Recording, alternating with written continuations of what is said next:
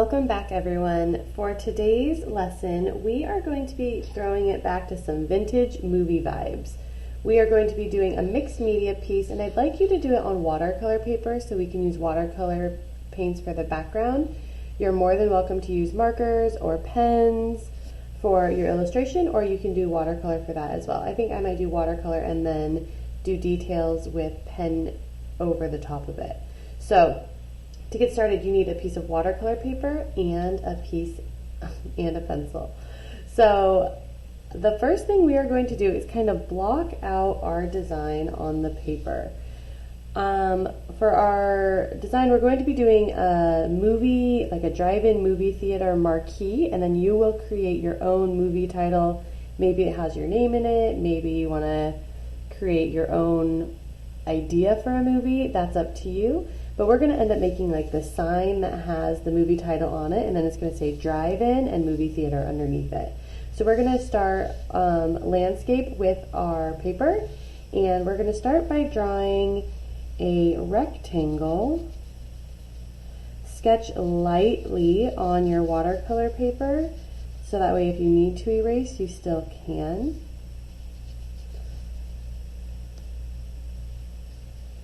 We're going to start with a rectangle, and then just above the rectangle right here, we are going to make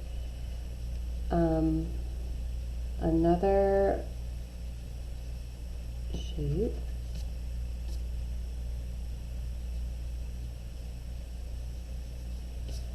You can just eyeball it. If you have a ruler and you want it to be very specifically perfect, that is up to you. By all means, go grab it. I want to just make it like look hand-drawn. And then above that, we're going to do another parallel line. This is where it will say movie theater.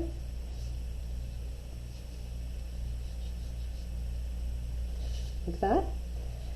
And then above this, we're going to make little squares that go all the way across. So to have drive in with a little star in between the words drive and in, we need 8 boxes.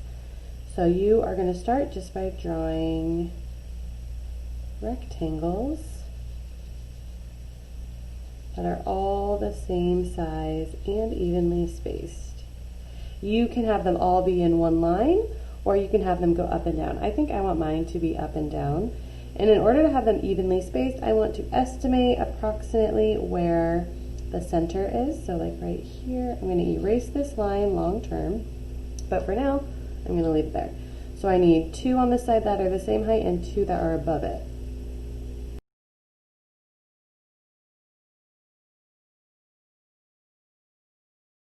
So this is our basic layout that we're going for. Underneath this, we obviously need some support poles to hold the sign up. So we're going to add 4 posts below, and you can just space them however you'd like. I think I'm going to try to make mine pretty evenly spaced. And then of course it doesn't look like a little toothpick, so we are going to make these wider.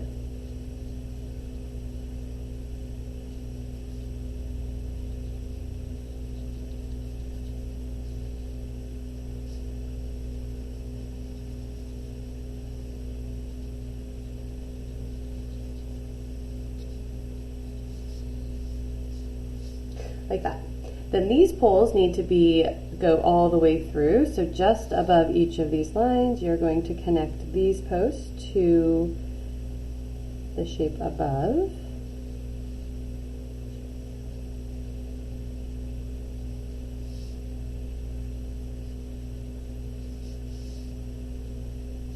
Like that.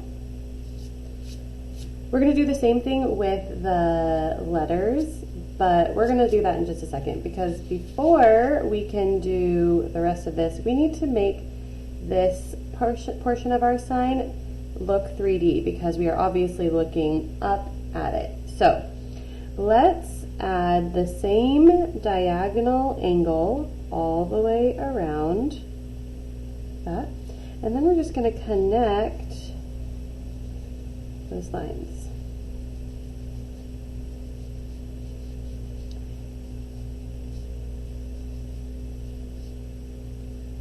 Now you might be saying, why does this look so crazy? It's because we need to erase the part where it goes into the top part of the sign right here, this bottom line. And then we need to make a little curve at the top of each of these. That is where the post meets the sign. Like that. So now it looks 3D. And we're going to make that 3D same angle all the way around for each one of these boxes before we add our posts to hold them up. All right, so we're looking pretty good so far. Now we have all these floating boxes, and we're going to do the same lines, parallel lines into the bottom of the boxes, and then a little curve for each of these.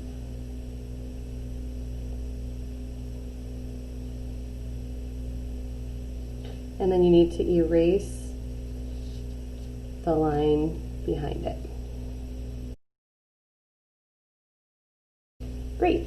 So now that all of our marquee sign is completely structurally sound, let's jump into the details.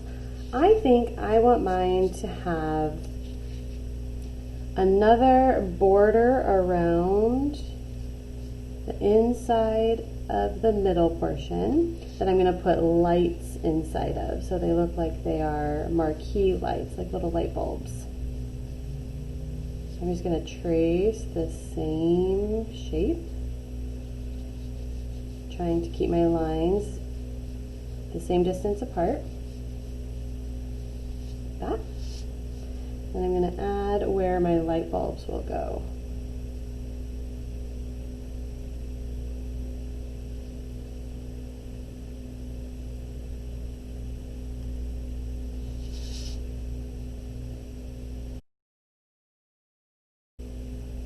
Just like that. So those will be my light bulbs around there. And then I'm going to do another border around this bottom rectangle. And this bottom part is where we are going to, where when you go by a movie theater and it has the times of the movie and the names of the movies playing, we're going to write those in as well.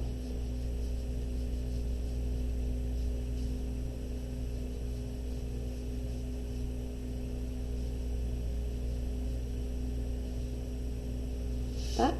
And then we can very gently add a whole bunch all the way across of parallel lines, and we're going to turn our paper and do parallel lines the other way so they're perpendicular for us to write our letters in.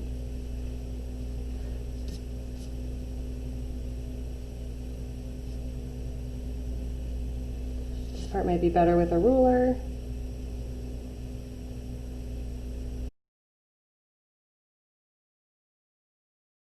So just like that, now we have a place for us to write our movie titles. And now let's add the words drive in up here, and then we're going to write movie theater in this section.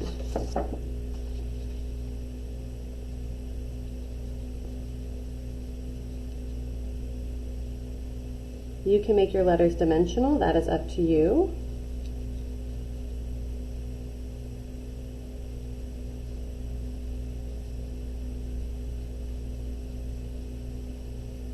Just try to make your letters the same size all the way across.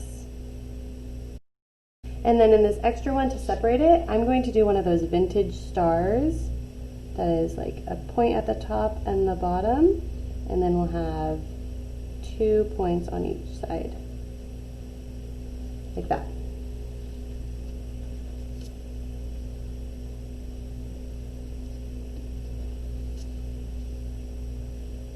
Or like that. Now we're going to write movie theater in here. And I'm going to go over this in black after I paint over it with watercolor, so I'm not that concerned about my pencil showing through on this part.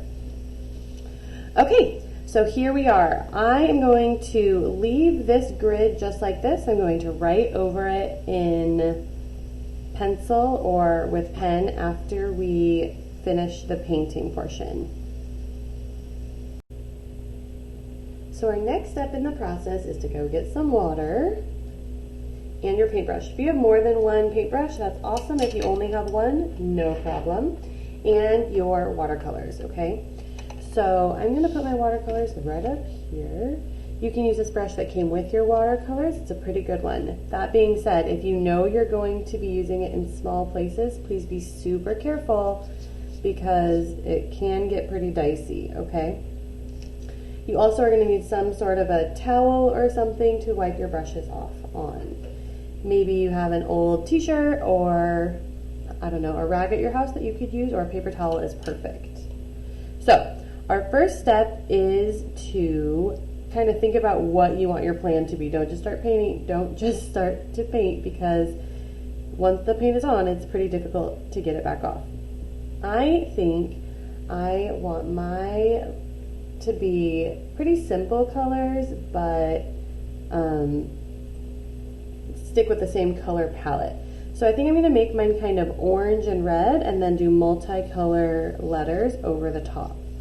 That's my plan, and then I'm gonna leave this white, maybe with like a yellow outline around this, and the same yellow outline around here, and then I will just go back through and highlight my lights later. So that's my game plan. Yours can be whatever you want. I'm gonna fast forward through this painting so you do not need to wait for me. And then once all of this is dry, I want you to paint your background either a dark blue or a bright blue. Maybe it's during the day and you're driving by to see it, or maybe it's night and everything's lit up and ready to rock for the movie. So I'm gonna fast forward, you paint yours how you want, and I'll come back at the end.